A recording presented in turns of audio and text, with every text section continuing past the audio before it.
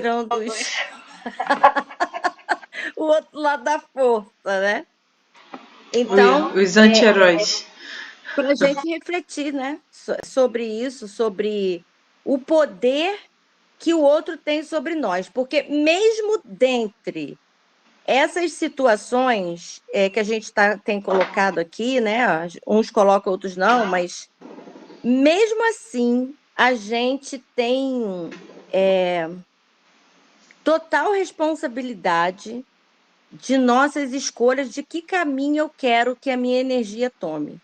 Por quê? Porque se algo prende, né? Algo está sempre intrusivo na minha mente, onde você está com a cabeça, onde está a tua energia.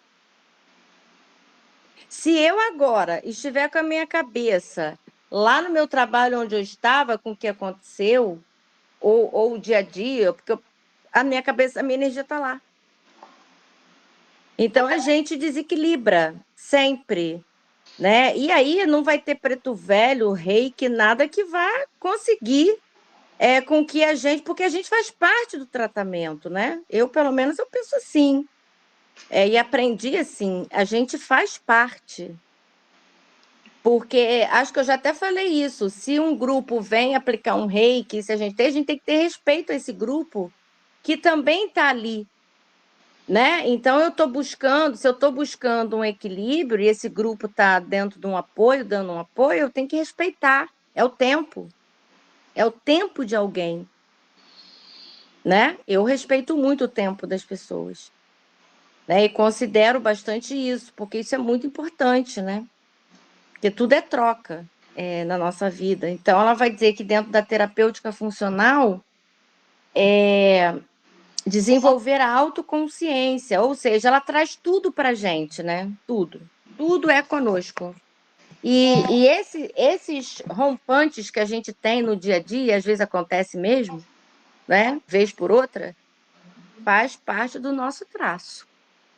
Está lá no nosso gatilho. Então, a gente precisa aprender a controlar o gatilho, primeiro saber, né, do nosso gatilho. E depois controlar para ninguém controlar a nossa existência, porque senão a gente é controlado, gente, desde que amanhece até dormindo. Que a gente ainda sonha com as coisas. O meu é só 2 vezes na semana, gente. Enquanto ela não for demitida. É porque, tipo assim, eu entendi que é uma linha muito tênue, ao ponto de que envolve o seu profissionalismo e a pessoa ganhar sem fazer nada, e é o seu trabalho que está ali, porque eu trabalho com crianças e os pais não conhecem essa pessoa que é meio... Eu vou falar que ela tem ausências, né? Porque ela não percebe muito o mundo à volta. Aí, tipo assim, eu passo raiva 2 vezes na semana e a outra turma passa raiva 2 vezes na semana, porque ela não corresponde, como é que é o nome? A questão pedagógica. Então, eu me sinto mal porque o pai que está lá fora está achando que é meu trabalho. Aí eu passo raiva. É porque influencia no meu profissionalismo. No que lá fora vai achar. Aí às vezes acontece alguma coisa do jeito que ela tratou, não foi tratada, aí o pai fala assim, não, foi a tia que falou. E o nome dela ainda parecia parecido com o meu, que o dela é Kátia, o meu é Carla. Aí eu ainda fico somatizando isso, porque eu já tive problemas que... Eu trabalhei num local que tinham 5 Carlas, e confundiram... Nossa. Exatamente. Aí a mãe achou... Era Carla Stefana, Carla Pereira, Carla Silva, Carla Beatriz e Carla Chiapeta. Aí era muita Carla e uma das Carlas ela machucou o punho de uma criança. Aí a mãe veio cobrar de mim e a referência era aquela Carla macumbeira machucou minha filha. A sorte é que ela não era da mesma sala que eu, então eu fico eu somatizo muitas coisas no meu trabalho. Mas isso com certeza tem na sua história. Tudo que acontece com a gente, até os atrativos de trabalho, pessoas mais difíceis, né? Porque todos nós, né? O meu também tem bastante. Essa pessoa, ela te gatilha em que ponto? Né? Você falou todo o tempo aí, o ponto que ela te gatilha. Sempre cai na sua conta, ou seja, você provavelmente já viveu muitas situações, mesmo que inconsciente, sem saber, de ser acusada de coisas que não era verdade. ou que você não fez. Então, na vida adulta, quando a gente cresce, a gente ainda é essa criança que tem isso, entende? Então, quando chega uma Kátia, outras Carlas, né, no seu caminho e remonta a tua história todinha. Então, o teu gatilho, ele vem à tona, porque a tua raiva, a nossa, né, no caso, quando a gente gatilha, não é dessa pessoa. Você está vivenciando uma dor passada, o nome disso é registro biológico, através dessa pessoa.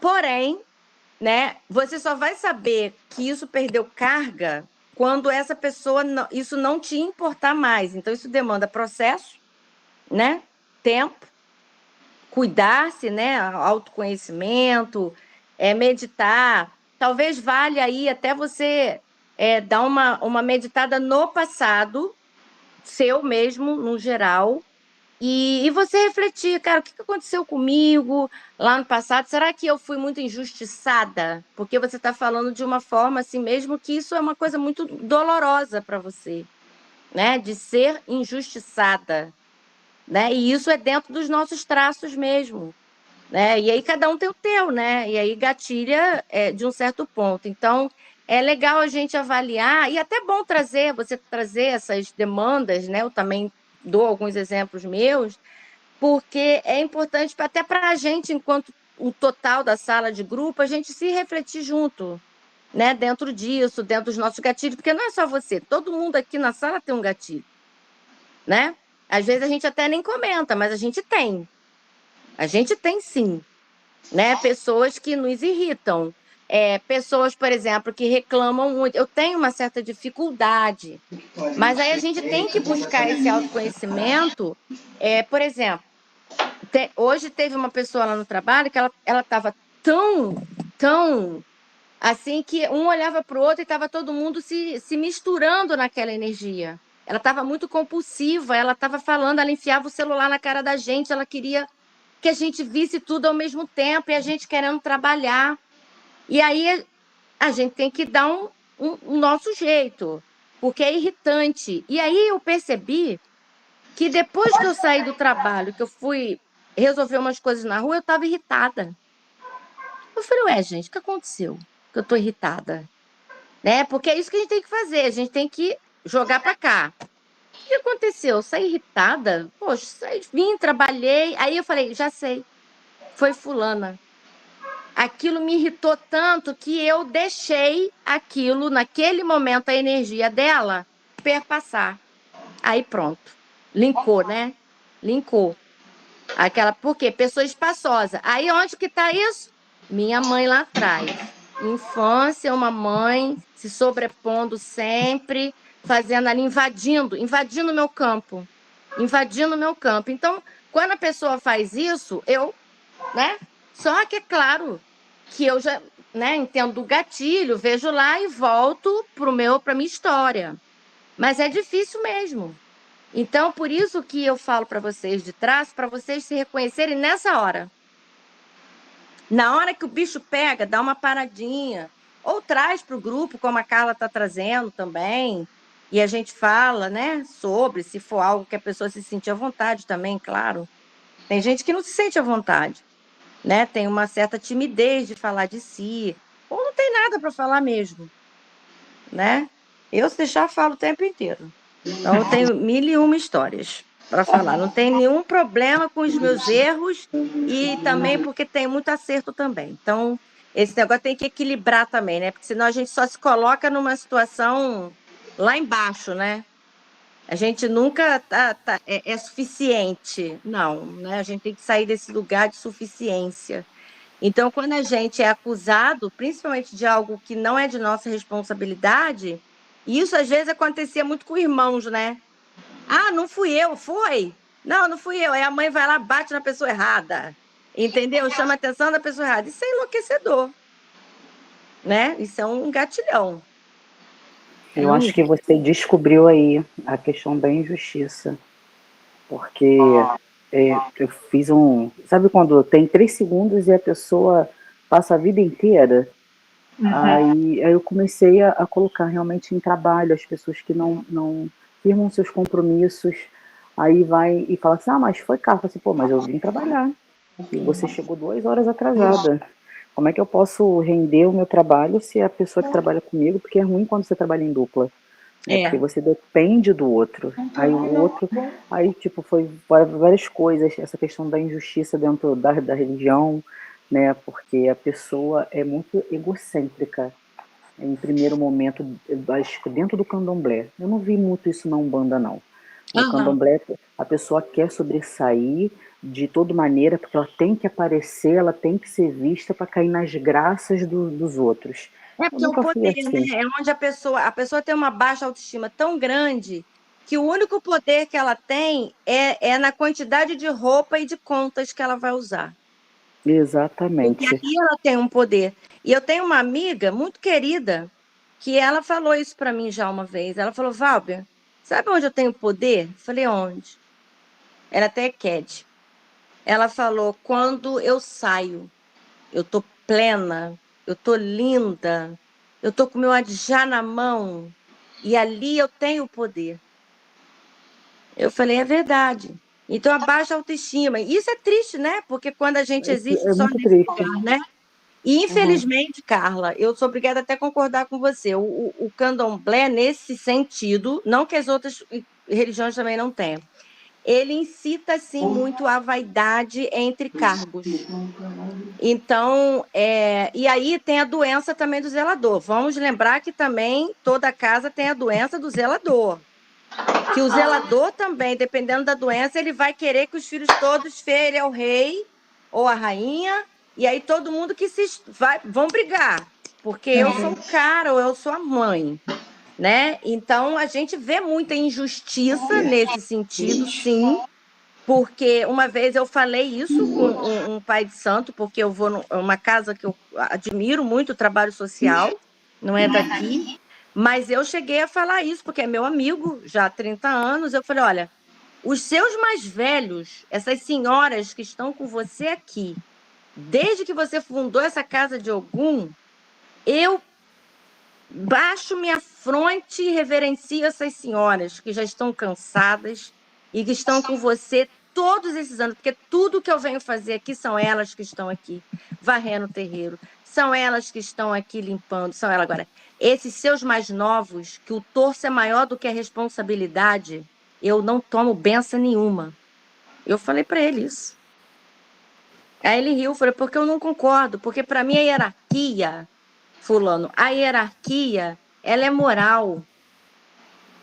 E às vezes você numa casa, você incita pessoas a passar na frente para raspar um orixá. Eu sei disso que eu vim disso. Raspa o orixá para ficar todo mundo dando uma cúpula.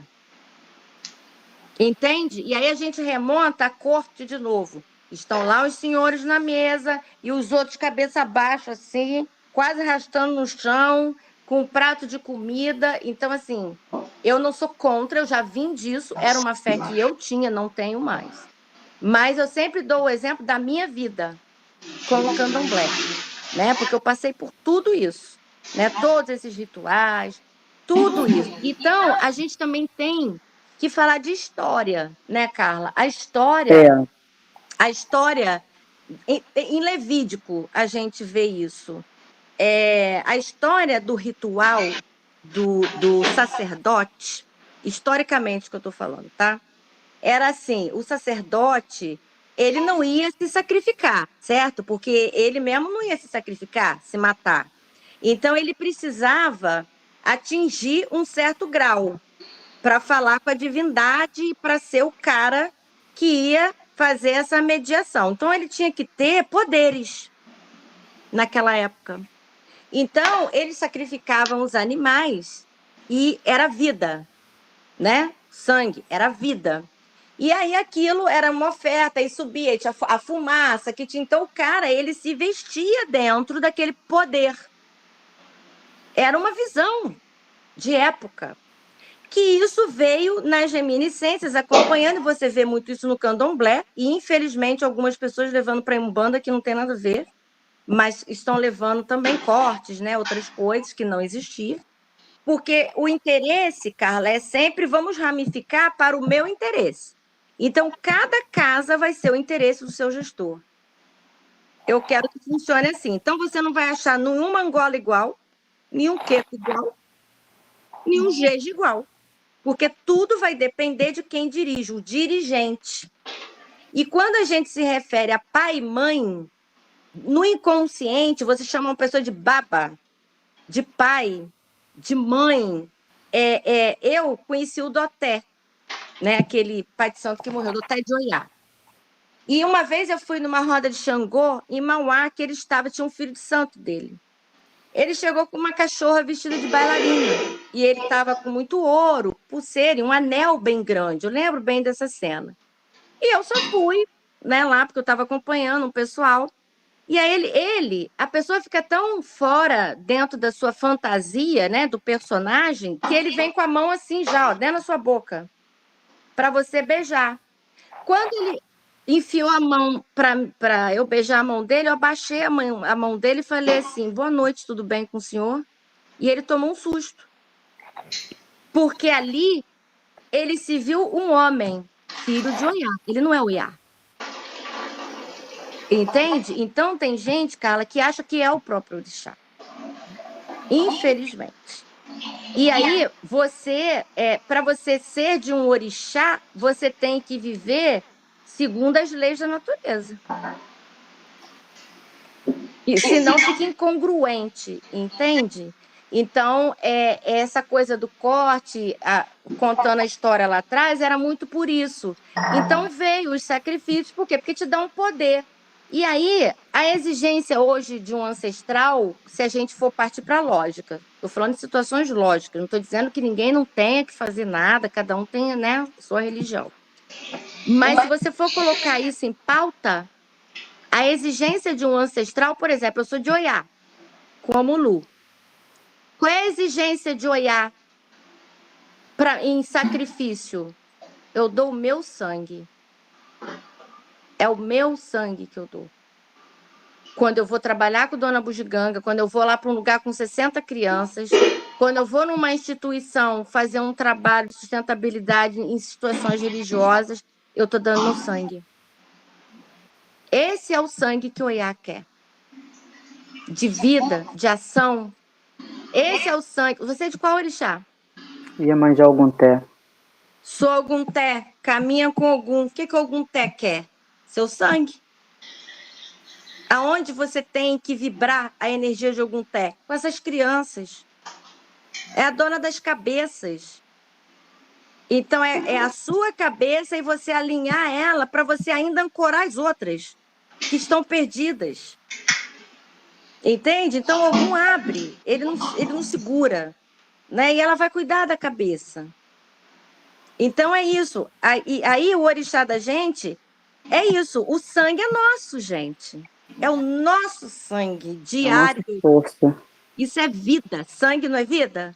Ele corre aonde? Dentro de você e dentro de mim. Porque quando eu corto um animal, eu corto na hora. Acabou. É aquilo ali. E o meu sangue está correndo agora. E o teu também. E o trabalho está aí. E a lida está aí. E cada um que vá com o seu ancestral no seu campo de batalha. E que reze como pode. E para isso, não existe pagamento, né? Porque o sangue é meu, eu não vou me cortar toda. Então, eu mesma faço. Essa é uma visão. Estou dando uma visão dentro de uma lógica.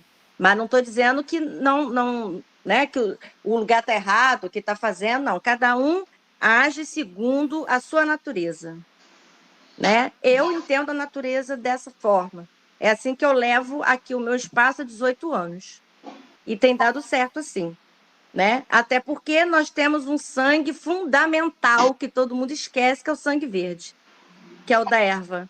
Porque a erva é viva.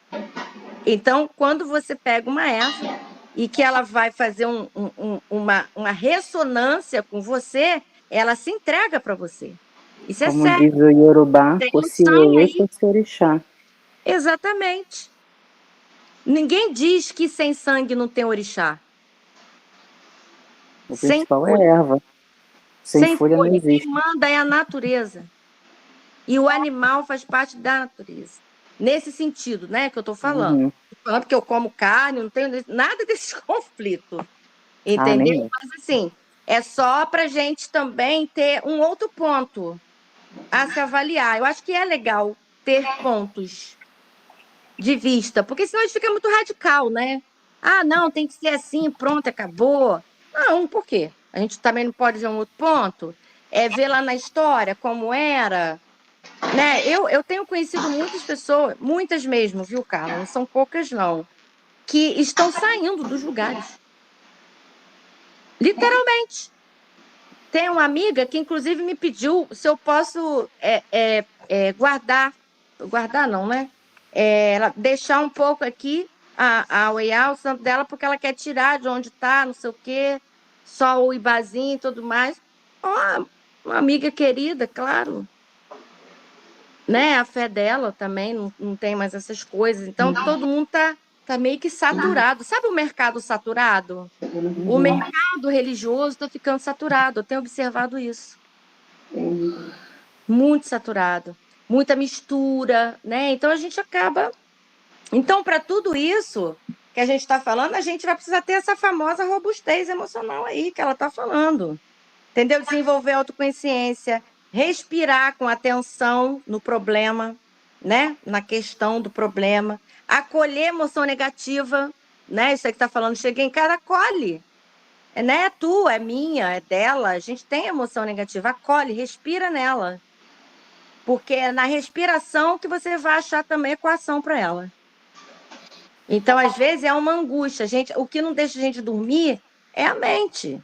A gente está preocupado, pode tomar até remédio, vai ficar ali, mas vai acordar cansado.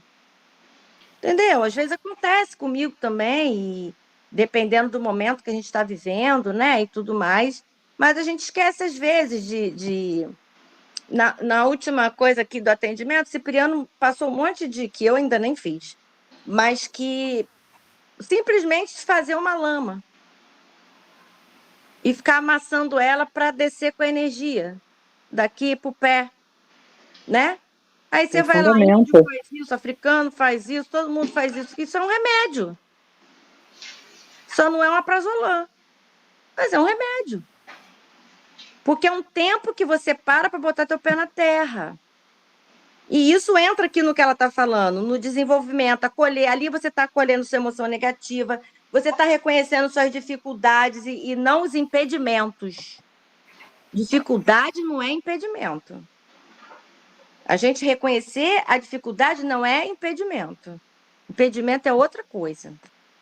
Né? Então, respeitar, ter atenção, entender que a mudança ela é parte integrante. Eu tenho uma amiga daqui, da Irmandade, que ela agora também, ela é de Ogum-Té. E ela falou, mandei ver lá com meu chefe, ou ele me manda embora, ele me aumenta. Porque ele aumentou todo mundo escondido, eu fiquei de fora e eu sou a que mais faço tudo lá. É isso. É pagar para ver e buscar dentro do Itã de Oxum. O primeiro Oxum faz o que lá na cachoeira? Ela se enfeita. Ela se bota todinha, ela vai lá falar, olha o Itã dela. O que ela diz pra gente? Bota teu salva-vida, caramba. Depois você vai cuidar dos outros. Primeiro eu me enfeito, depois eu vou.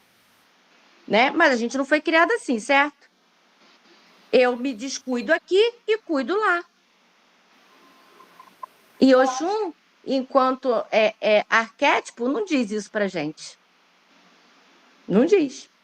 Ela é muito Então, primeiro eu, segundo para eu, a gente terceiro viver eu. alguns arquétipos, né? Tipo de Oiá, como Lu, quando ninguém vê o rosto de Omulu, a gente precisa começar a mostrar o nosso rosto e a nossa luz. A gente tem medo. Então, como o rosto de Omulu estava coberto, Oiá mostra a beleza e como ele brilhava como o sol. E se o vento não passar, não vai mostrar a beleza que a gente tem. Então, a gente tem que deixar esse vento passar mesmo, deixa abrir, a gente tem que se mostrar, porque a gente tem muita coisa boa para mostrar. Né? Para o mundo, para as pessoas, para fazer. E aí entra a criatividade, né? Que ajuda muito no nosso adoecimento mental. Né? Viva Anísio da Silveira, porque ajuda muito. porque a gente não precisa falar, né? A gente cria e vai ali, o negócio já vai. Esse brechó, uma das missões do brechó é isso, é liberar essas emoções, né? Nesse encontro de brechós. Então, é uma brincadeira, é mais lúdico, é brincante, e ali tá todo mundo, né, dando movimento. Tem a Vânia construiu a boneca da Dona Bugiganga, tudo nasce dentro dela, não é dentro de mim, né? Que é uma possibilidade dela. A gente só venta, e o pessoal abre. Entende? E cria. E aí ela vai criando mil e uma. E ali vai se recriando também. Dentro da dor, dentro do sofrimento, né? Porque só pode criar algo belo quem tem belo dentro, pô. Quem não tem vai criar o quê? Entende? Então, a beleza ela vem de várias formas. Estamira tinha toda aquela aparência suja, né? Que é uma das coisas também do trabalho da Dona Bugiganga, Estamira e Maria Carolina de Jesus, e, no entanto, ela falava com maestria sobre preservação ambiental, chamava Exu de Majeté, foi homenageada pela Grande Rio, quando a Grande Rio ganhou, que homenageou Exu, né? Que tem um pedaço da música que eles fazem essa homenagem, né? Tantas estamiras nesse chão. E é verdade. E é verdade. Então a gente precisa se abrir, né? E ela veio com essa missão. Ela dizia isso, que ela veio com essa missão. E através do lixo, através daquilo tudo ali, ela mostrou toda a beleza que ela tinha e a vergonha, né, da nossa falência moral de Valber, outro diante da natureza. Fala, Vânia. você está falando aí o que eu tenho dentro de mim. De manhã, eu não sei se eu sonhei, eu não sei se eu acordei e tive aquela visão, mas eu vi o sol. Tava muito sol, tava brilhando, tava bonito. Aí quando eu acordei mesmo, ele tá chovendo, eu não fui caminhando, não sei o quê. Eu falei, gente, mas eu vi o sol. Ele, não, então você sonhou, foi um sonho bonito, porque tá chovendo. Eu vi o sol tava dentro de mim. Mas é mesmo, a gente tem essa luz, né? Mas a gente, como o Mulu, andava lá, por quê? Porque o medo de mostrar, né? E aí o Oiá vai lá e fala assim, não, vou ver quem é. Vamos lá, vamos mostrar isso aí. Né? E se você vai ver o arquétipo do pessoal de Omulu, tem muitos conflitos, né? Em se mostrar e fazer. Tem um lado masoquista, bem complexo, né? Isso eu estou falando do polo negativo, né? Então, tem muita coisa que a gente pode absorver arquetipicamente, tá, gente? Que eu estou falando aí do ancestral, porque dentro dos rituais são outras histórias, né? Mas a gente também tem que falar um pouco da parte psicológica, né, de tudo isso, enquanto natureza, porque a gente está na natureza, a gente é natureza, né? E o que a natureza faz, a gente também faz. Mas a gente estragou as coisas, né? E aí é uma dificuldade muito grande. E ela sempre fala: não retenha, deixe ir, permitir renovação. A arte ajuda muito, gente. Quando eu fui fazer esse trabalho nesse candomblé lá em Bongaba, muitas pessoas depois, eu quase nem vou mais lá, porque agora tem pedágio, né? Fica mais complicado para mim. Mas eu ia muito. Então, agora tem bastante artista. Não precisa mais. Né? Vamos fazer um outro trabalho, enchi de plaquinha, coloquei tudo, e apareceu um monte. Agora eles mesmos. Olha quanta gente estava guardada. Hoje eles fazem feira, fazem tudo, eu vejo lá, faz trabalho de madeira, tem tudo. Aí, que maravilha. E estava todo mundo guardado. Então, às vezes, a gente só precisa de um vento, sabe? Para abrir, para refrescar, né? A nossa mente aí, para a gente poder seguir, né? Então, ela fala de novo sobre a prática, né? Dos 10 minutos diários. Eu acho que cabe para a gente aí em todos os nossos. Eu preciso das manhãs, aí cada um funciona de um jeito. Se eu for trabalhar sem a minha manhã, então às vezes eu prefiro levantar cedo, 6 horas, e eu preciso desse tempo.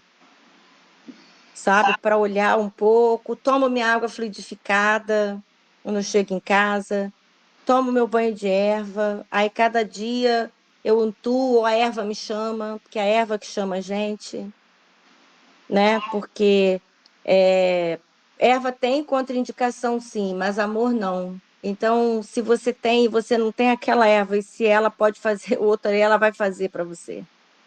Vocês podem ter certeza.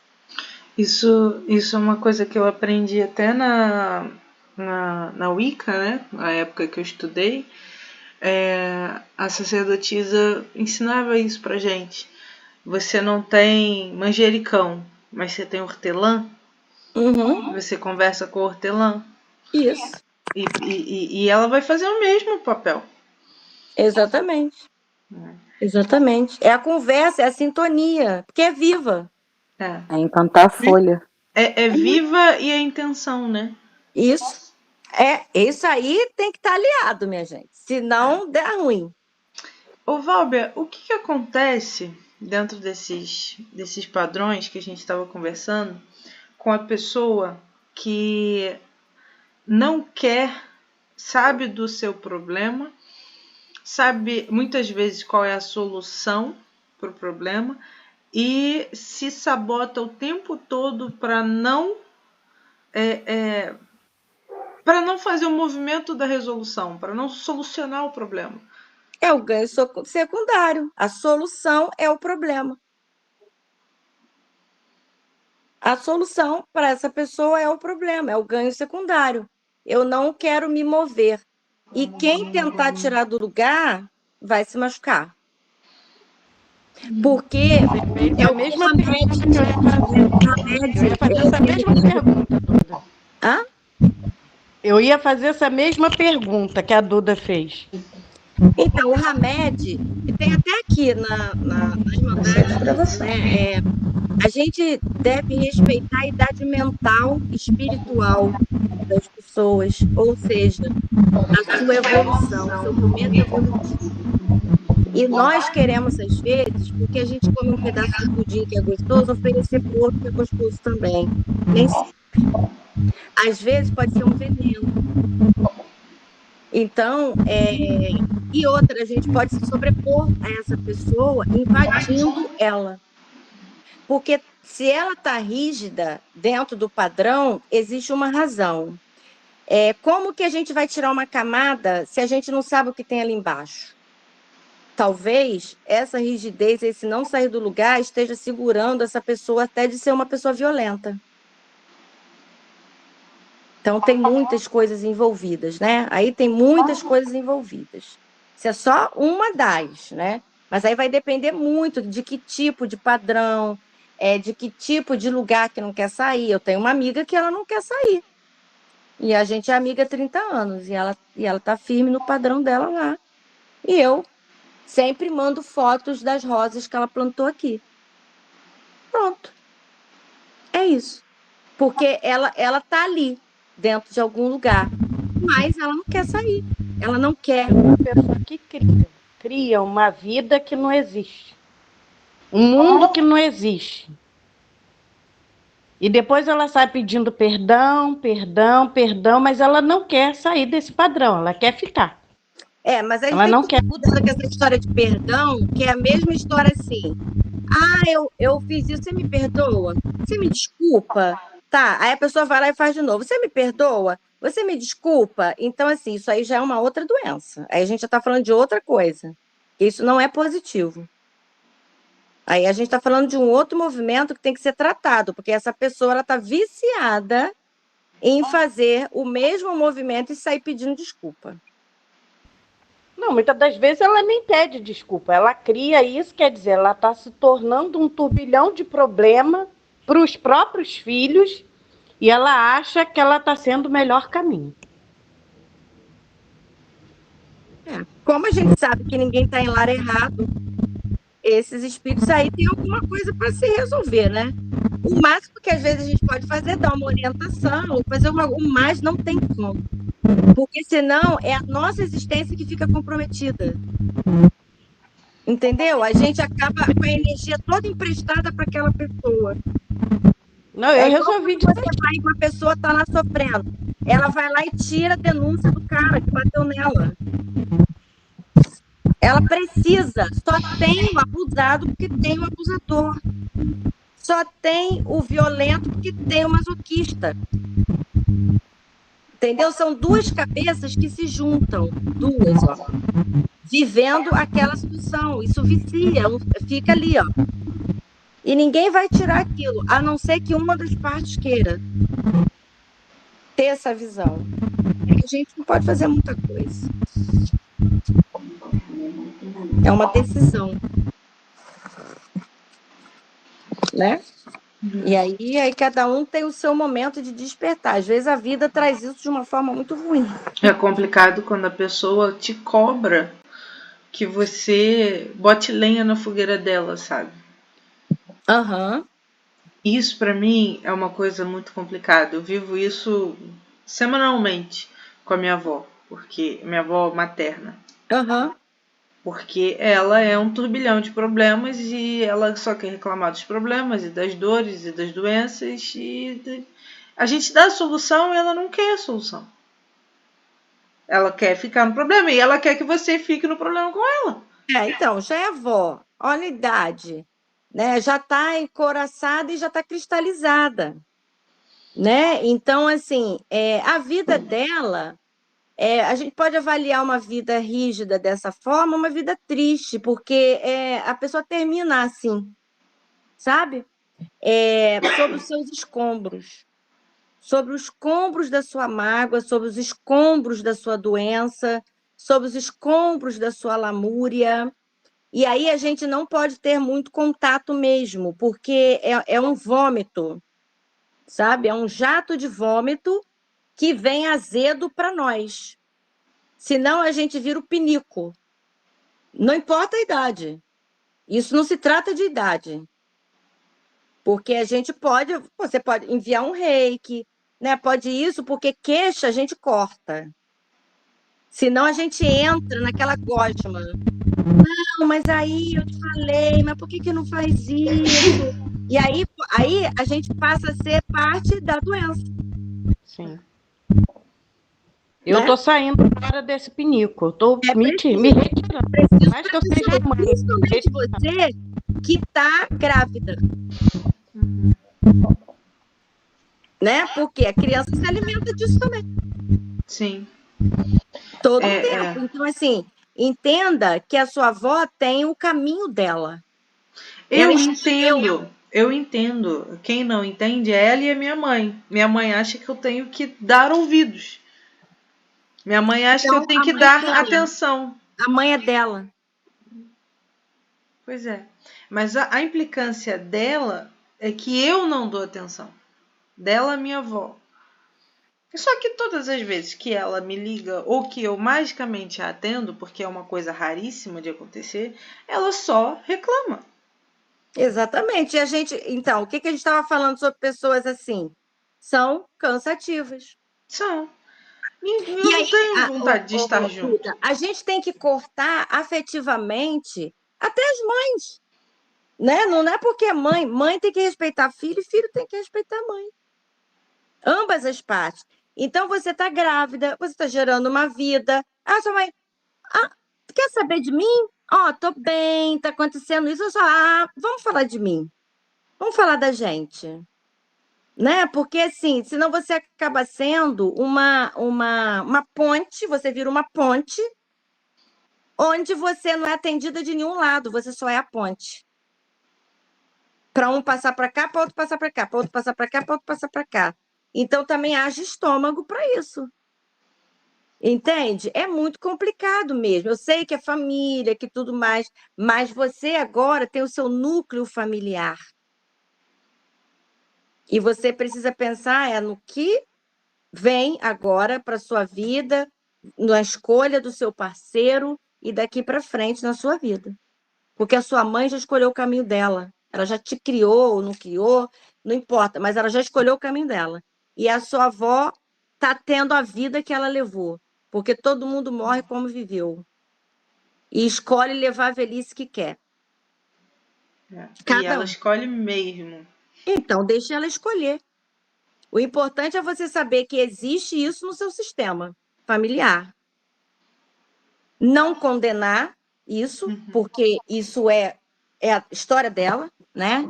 E provavelmente a sua avó deve ter vindo de muitas mais escolhas que fizeram por ela.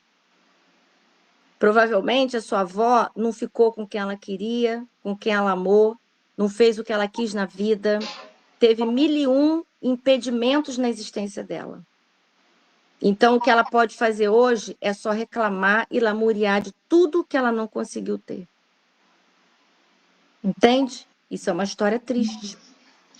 Mas Então, eu também não sou vaso sanitário. Hã? E eu não sou vaso sanitário.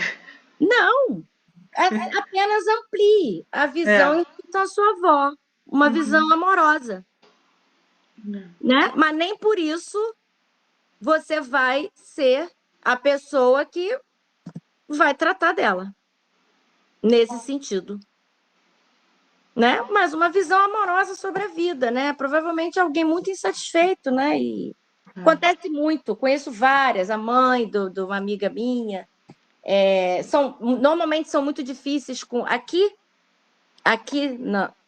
no bairro mora a Cidinha Campos, que ninguém trabalha na casa dela. Ninguém. Ela maltrata todos. Ela destrata todas as pessoas. As pessoas não querem nem o dinheiro dela. Para você ter uma noção. Nem o dinheiro dela. Então, é uma pessoa ríspida, fala com as pessoas de uma forma ruim, sabe? É tudo do jeito dela. É uma coisa bem, bem complicada. Esses dias, ela mora com a mãe aqui. Esses dias eu vi um vídeo que ela colocou no Instagram dela, bem feio mesmo. E ela dizia assim, porque o Instagram dela é público, né? Hoje é quinta-feira e eu estou aqui tomando uma cerveja. E aí mandando mostrar a mãe dela, sabe? Uma senhora já bem debilitada, achei aquilo perverso, sabe? É complicado. Então, às vezes, não é porque tá junto que tá bom, não, Duda. Tem gente que às vezes tá ali com a mãe, tá ali com a avó e tá só maltratando, tá só piorando a situação. Porque pessoas assim como a sua avó, como até minha mãe mesmo, né? Elas precisam de outras pessoas que cuidem delas. Porque a sua avó vai sempre cobrar de vocês o que ela não fez. Por causa de vocês, na cabeça dela. Ela não fez porque ela não quis e não pôde. E vocês não têm nenhuma responsabilidade sobre isso, nem você nem sua mãe. Mas normalmente existe uma cobrança, sim. Inconsciente, né? Claro. Mas ela acaba cobrando de vocês uma vida. Agora vocês têm que cuidar de mim, agora vocês têm que fazer isso. Obrigação. É bem por aí mesmo. Então vai. Ela não entende esse movimento de que é como realmente se houvesse uma dívida. Eu cuidei de vocês, agora vocês tinham que cuidar de mim, mas vocês todos me abandonaram. Eu tô aqui sozinha e abandonada. Só que a gente cria filho pro mundo. Não é pra ficar cuidando da gente. A gente que não se cuide pra ver só. Mas é isso, tem aqueles sim que cobram. Cobra alto. O preço é alto. Alguém, 13 minutos que temos, hein? 13 minutos. O próximo é a restauração da relação afetiva.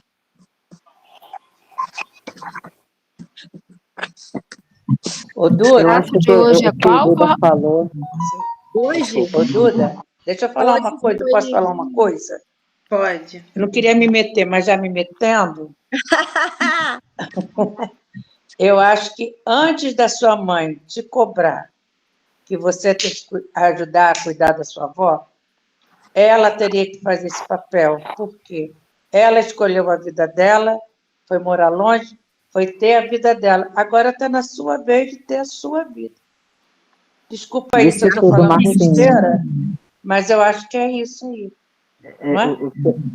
Então, é hora de você, como ela falou, olhar para o seu núcleo familiar, sua família que está começando. Lógico que você não vai abandonar a sua avó, mas esse é um fardo que você não precisa carregar. Com certeza. Ela tem Palavra filha. de madrinha. Gratidão, madrinha, você é sempre muito sábia. Só para completar o que ela falou, é porque a tua mãe ela não quer uma responsabilidade, ela quer jogar a responsabilidade que é dela para você. A minha responsabilidade é com a minha mãe, porque eu acho que eu tenho uma responsabilidade com a minha mãe, que é uma senhora de 79 anos. Eu sou filha dela. Você é neta.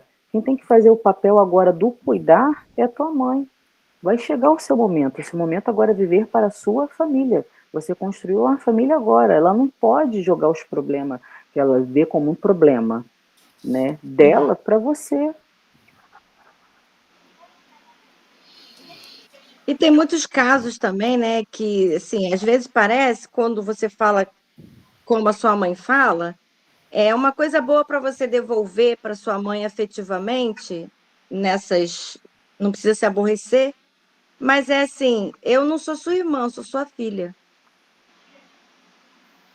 Porque, às vezes, a impressão que dá quando você fala é que ela fala como se você fosse uma irmã que tem que tomar conta da outra enquanto eu estou longe, você que está aí, minha irmã. E você é filha dela, né? Eu acho que a gente viveu muito essa fase. Teve uma época que minha avó estava muito doente. E acho que a Marcinha acompanhou de perto, né? A minha avó ficou 1 mês aqui. Mas ela não ficou 1 mês porque porque eu quis. Ela ficou 1 mês porque a minha mãe arranjou com a minha avó Leonã para ela ficar. E depois ela veio de lá de longe para cuidar. E eu acho que depois dessa fase ela entendeu um pouco essa questão, né, de que eu não tenho essa responsabilidade. Eu não tinha antes, que não tinha uma família, e agora muito menos. A questão é a minha avó não entender isso. Né? Eu acho que a minha mãe até... também para você levar para sua meditação dos 10 minutos, porque o seu incômodo maior é com a sua avó. Né? O que aconteceu? Porque, sinceramente, esse caso com a minha avó, a gente vai passar a noite inteira conversando. Mas eu tenho um relacionamento com ela que é muito espinhento da minha parte. Né? Eu preferiria, sinceramente, não tê-la. Tamanho é o nível da minha...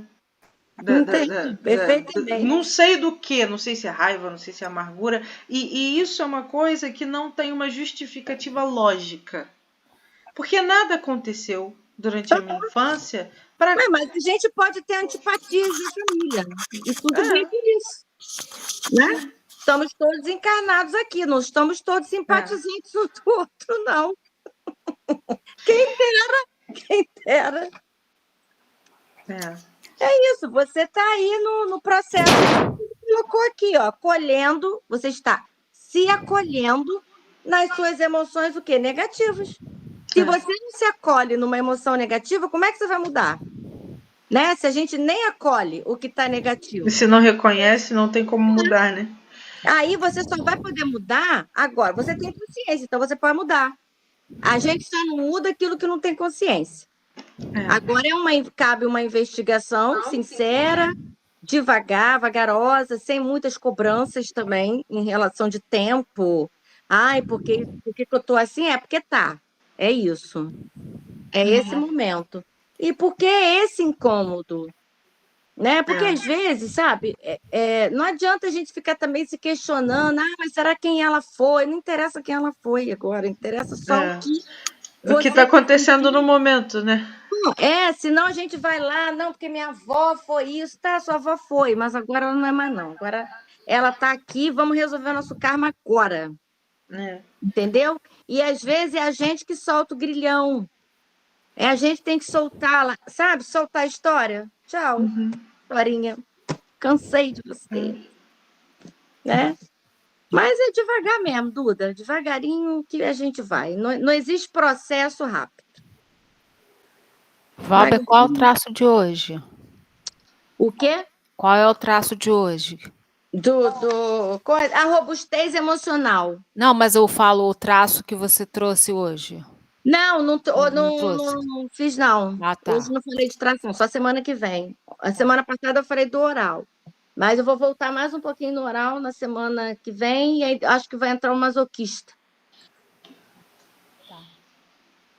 Ah, a Carlota Masoquista também não é mole, não. levantou a mão pra falar. Parece aquele bichinho do desenho, Mugli. Lembra daquele que ficava reclamando de tudo?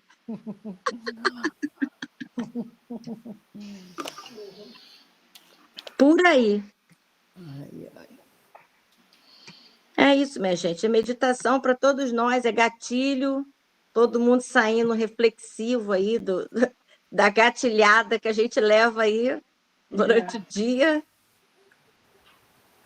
E assim vai. Cláudia. Oi. Oi. Boa noite, gente. Eu posso tirar uma dúvida? É a Duda 2. Ah, Duda 2.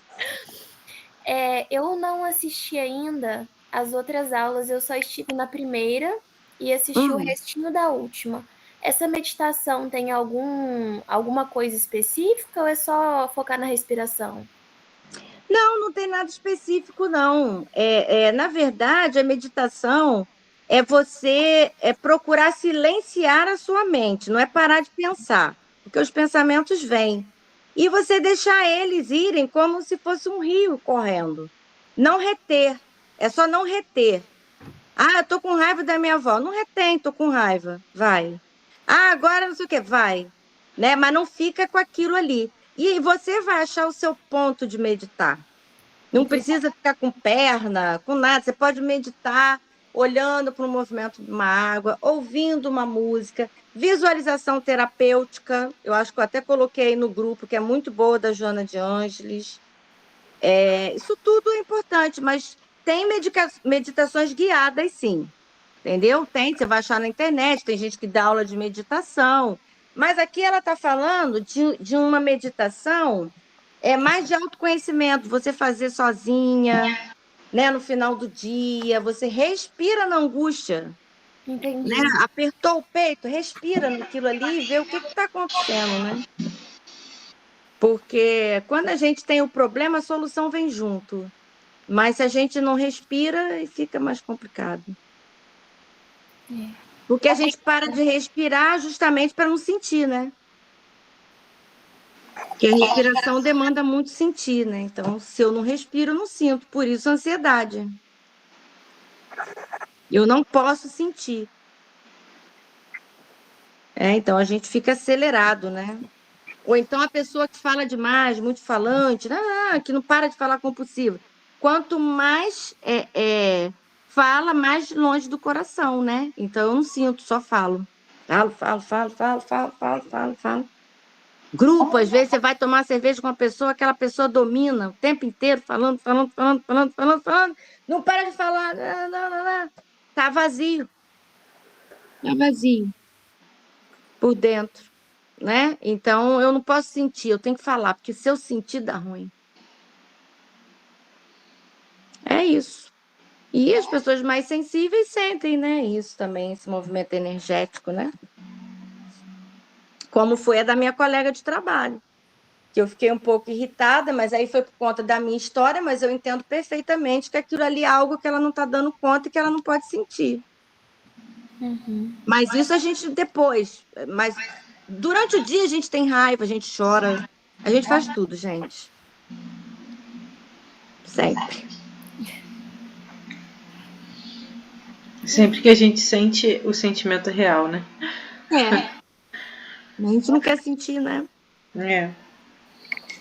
Aí, Maria Eduarda, você tenta, faz, né, vê, faz sua experiência no seu corpo, você mesma, né? Respira, desce o peito, fecha a sua costela, contrai o abdômen, né? A respiração é diafragmática.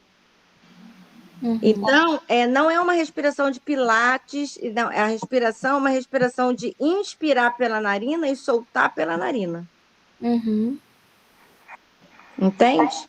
Entendi. Tem uma respiração que você faz chamada Surya Bedana, que eu dou no yoga, que você coloca aqui o seu polegar na narina direita. Você inspira, conta até 4 e expira. Faz isso 10 vezes numa narina. Depois você troca, cobre a sua esquerda, inspira pela direita, retém, conta 4 e expira bastante. Então, não se preocupa com a quantidade de ar que você vai, né, buscar, mas sim na que você vai soltar. Porque é na expiração que expande. Entende? Então, você experimenta fazer essa, chamada Surya Bedana. Você vai só e faz, experimenta, você vai ver que desobstrui também as vias respiratórias. É uma Caramba. respiração muito boa para fazer antes de dormir. Tá. Vou praticar. Experimenta. Não sei se deu para você ver direitinho, mas é só você cobrir, ó. E a outra faz 10 vezes de cada lado. Tá. E tá indo. Obrigada. Acabou a chamada. Acabou o nosso tempo. Acabou. Tchau, pessoal. Gratidão. Acabou.